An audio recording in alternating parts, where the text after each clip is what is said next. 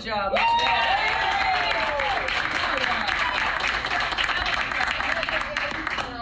You came in, you impacted the ball game, you settled us down, you were aggressive, your defense set the tone. Hell of a job. So, next up, let's talk about staying ready so you don't have to get ready. So, here's the deal. They called, she answered, and in just a couple of days, just sort of a day and some change after it was announced, she was on the court and she was balling. Aari McDonald signed on Monday to a hardship contract. Early, I believe the announcement was it. Yeah, I believe the announcement was made on Monday. Signed a hardship contract with the Indiana Fever. She had been in the gym working. She's been ready to go. She just didn't have a team that had called her. She didn't make a roster for the regular season, and it was just one of those things where it's like, hey, I'm gonna stay ready. I'm gonna do my job. I'm gonna still be at the gym. I'm gonna do what I need to do. And when my opportunity comes, I am going to make an impact. And she did. She basically came off the couch and gave the Indiana Fever exactly what they needed. Exactly what they needed. She gave them 7 points, 5 assists, 3 steals, and most importantly, a win. A win that the Indiana Fever really needed. You know the saying, "Stay ready so you don't have to get ready." I've talked about that several times on this channel. And the most recent example of staying ready so you don't have to get ready is Aari McDonald, guys. She's living proof of that, and her game yesterday proved that. And guys, we're going to talk about how, you know, the WNBA really does have a next woman up thing. And how performances like performances that Aari did yesterday is not only going to get her more hardship contracts, it might even end up with her fully being a real member of either the Indiana Fever or another team in the W. Because if you haven't been paying attention, guys, not ready yet for that one. The Indiana Fever have been running on fumes. This is a team that's been struggling, right? They lost Caitlin to a quad injury. Sophie Cunningham is out. Sydney Colson, she just came back because she got hurt in the last game, and so, you know, this Indiana Fever team is a team that had really 8 truly healthy players, and you know, we're going into Tuesday's game against the Mystics, against a really good Mystic squad who has a player named Kiki Ira-Finn, who was great and whatnot. But anyway, the point I'm trying to make is that this Indiana Fever team needed something. They needed a spark. They needed someone to come in and help this team out because they just lost to the Mystics, right? They just lost to the Mystics. This is a team that, you know, you need a point guard. You need a point guard who can be healthy, that can make plays, that can score, that can do a little bit of everything. And seems like, guys, it really does seem like the Indiana Fever end up getting that, right? So the Fever, they dipped into the emergency hardship pool, picked up Aari McDonald, former top pick in the draft. Someone who's known for her speed, for her defense, for her just overall grit. And, you know, she showed all of that on display yesterday. So, specifically, what in the world did Aari McDonald do? Well, yesterday, Aari McDonald played a little bit less than 30 minutes, around 27 minutes in that game, and she racked up 7 points, 5 assists, 3 steals, 5 offensive fouls drawn or whatever, which was kind of crazy. Not a stat that normally is talked about. But yeah, she was looking good. She was looking really good yesterday. Now, was she efficient from the field? No, she wasn't, right? She was 2 for 7 from the field. But it's not all about the box score. It's about the impact that the player made on the court. And yesterday, it's no doubt that Aari McDonald made a huge impact in this game. Huge impact in this game. Defensively, I don't know if you're watching film on like what you do defensively, but how much is that just your personal mentality?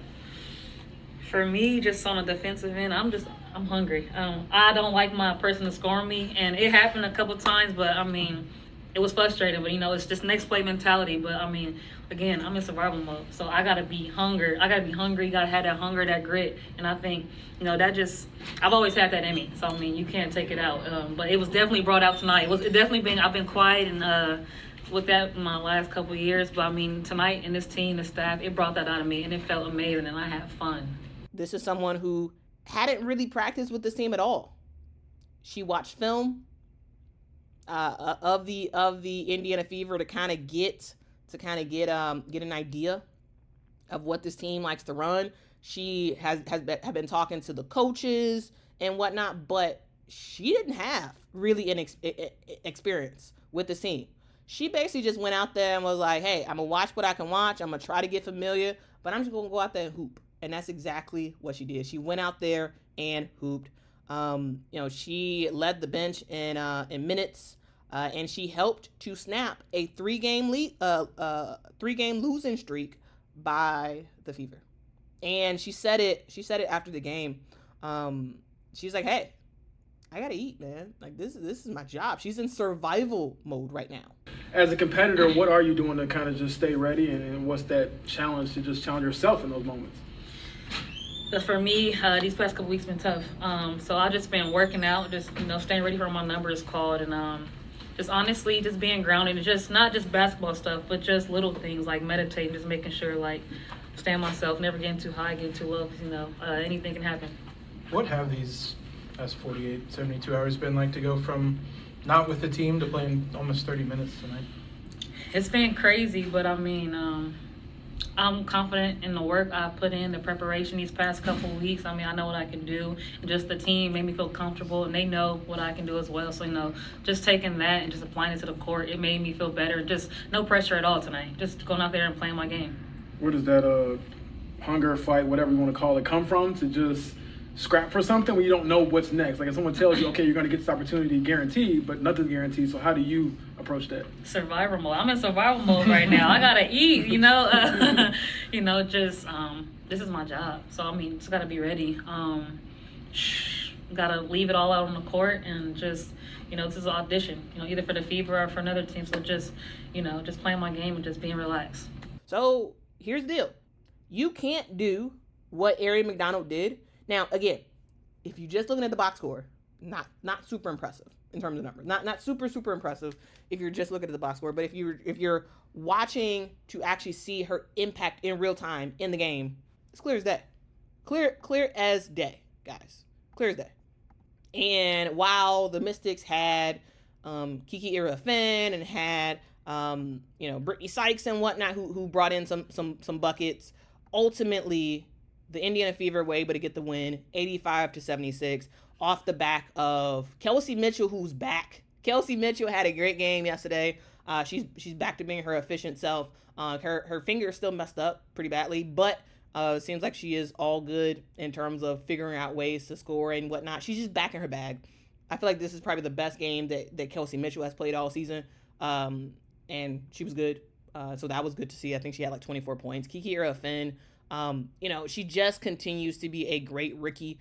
She just was kind of dominant. I wish she would have had that double-double. She was 1 rebound shy of a double-double, 20 points, 9 rebounds for her. She was shot 9 of 11, I believe, from the field. Like Kiki Ira-Finn was great. We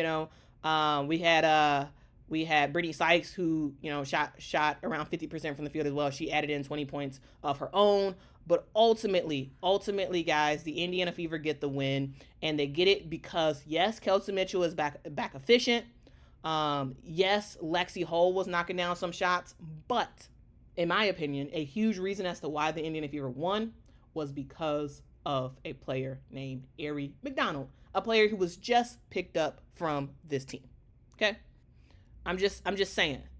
Scott says Kelsey's finger still is, sure, but at least she had a really good game yesterday, and it's like, okay, well, you can get back in the groove, right?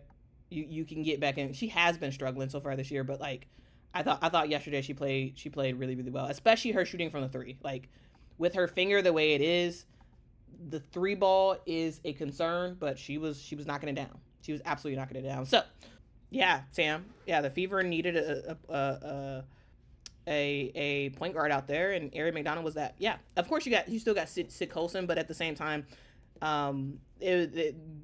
Sydney is less of a offensive threat, I would say, in terms of scoring wise, though she can absolutely score. And with Sydney getting hurt the last game, I think there was a definite concern that you can't have Sydney be your only point guard, because what if she gets hurt? What if she gets hurt? I think that's a huge question mark right there. Huge question mark. All right. Okay, let's continue on. Let's continue on. But yeah, Aari McDonald did sign a rest of the season contract with the Fever. However, the way the rest of the season contracts works is if the original player comes back, like if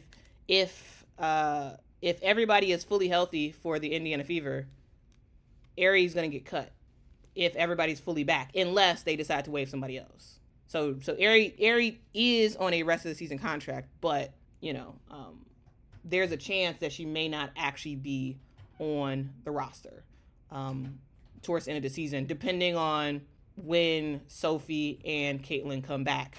The Fever will have to make a decision.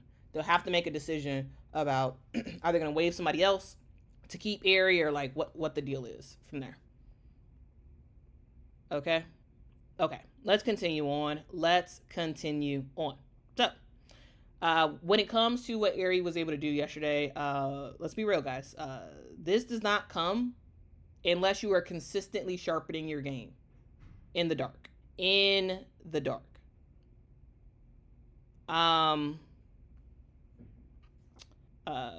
Aari told reporters that, hey, she's been watching film. She's been talking to the Fever coaches. She's asked a whole bunch of questions. She's been working on her own, playing basketball on her own, just doing everything she could to get ready, because she was just waiting for her next opportunity. Her next opportunity is here, and she is making the most of it. Guys, we talk a lot about stars in the WNBA, and rightfully so. The top-notch players are awesome, right? People like Fee and Stewie and Asia and Caitlin and all the folks who are at the top of the WNBA. Those people are great. They get a lot of attention. They're fantastic. However, the WNBA runs on players like Aari McDonald. Players like that who just slot in when their number is called. Players who don't flinch in the bright lights. Players who come in mid-season and work hard, may get cut again, and they back. Players who stay ready. And if you're Indiana, you're probably hoping this sticks, because right now your team is 3-4 on the season, and they looked more composed yesterday in spaces. They looked more composed than they had for a while now, than they had since the Sky game, right, to start the season, right? More ball movement, a little bit better ball movement, better defense, aggressiveness, energy. It's a vibe. It is absolutely a vibe yesterday, and I thought that was pretty cool to see. So Aari McDonald, she may not be on every highlight reel, but she is the type of player who can slot in and be a great impact to the locker room. Yes, she did sign a rest of the season hardship contract. There is no guarantee that she will stay on this team as the season goes on. Somebody, once the team is fully healthy, somebody would eventually have to go. I would imagine if I'm understanding the salary cap right and everything, someone may have to go. But we'll see. We'll see what happens. Because here's the deal. We don't know what happens next. Maybe she stays with Indiana. Maybe she eventually gets waived and gets called by another team. But what she proved last night is no matter what, When her number is called, she's going to be ready. Because when you stay ready, you don't have to get ready. All right? Let me know your thoughts about Aari McDonald and what she did yesterday and yada, yada. I'm very curious to hear what you all have to say. Symbol is hopping back off of on the topic we just previously talked about. Says, Quita, I'm surprised you support the shady stuff being pulled by the Aces. The real issue with parity, the rich teams will acquire better players. When the Fever does this, you will have a cow. I won't. Here's the deal. I don't know how much of my content you've been watching. You know, if you've been watching for a while, you know that if the Indiana Fever did this exact same thing, I wouldn't have a problem with it. Again, with other people, sure. There are some people who are like, hey, what's good for this one team, I wouldn't support if it happened with another team or whatever. That's not me. I am in support of WNBA players getting money. Okay? I'm in support of them getting money. I don't believe that this was a coordinated thing between the Aces and the Convention and Visitors Authority. I don't. Could I be wrong? Absolutely. Well, if I'm wrong about it and the WNBA finishes their investigation and they find out that something was nefarious, absolutely. I will talk about it and I'll be like, oh yeah, I was wrong on that. But I don't have a problem with teams getting their money. I wouldn't have a cow if the same exact thing happened to the Indiana Fever. I wouldn't. So, yeah. So somebody, the Visitors Bureau of Indianapolis, make a deal with the Indiana Fever. Make a deal with every player. Make a deal with every single player on the Indiana Fever. Give them $100,000. You will hear me on this channel being like, that is awesome. Let's go. Let's go Indianapolis. Let's do it. So yeah, I don't know. I feel like sometimes people are like, oh no, you wouldn't think the same way. I would. In almost basically every single situation. Like I am very much equal footing. You know, what I say about one team, I would say the same thing if it was another team. What I say about one person, I would say the same thing if it was another person. Okay? Peg says the W should create a deal with the Chamber of Commerce in every team in all the team city. I think that would be great. I think that would absolutely be great, and I'll be in full support of that. Full support. Chris says waive Dantas ? I mean, if you're gonna waive anybody for the Indiana Fever, I think it makes the most sense to waive Michaela Timpson, which I don't know if that's gonna happen. But yeah. I need to. And guys, I need to brush up on my salary cap information for the Indiana Fever. Because remember, guys, they started off this season with around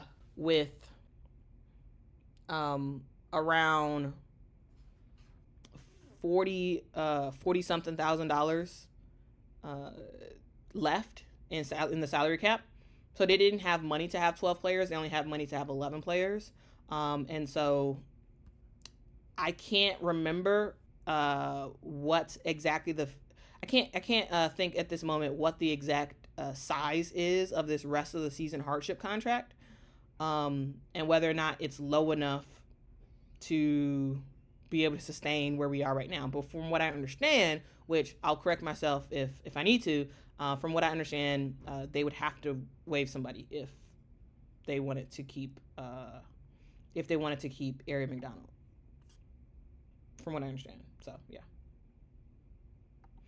But yeah, Dominique is right. Every city could not afford that money. Yeah. Yeah. And also, Damaris Dantas is on a veteran protected deal. So if you waived her, you'd have to pay her, which would make no sense to waive her if you have to pay her anyway.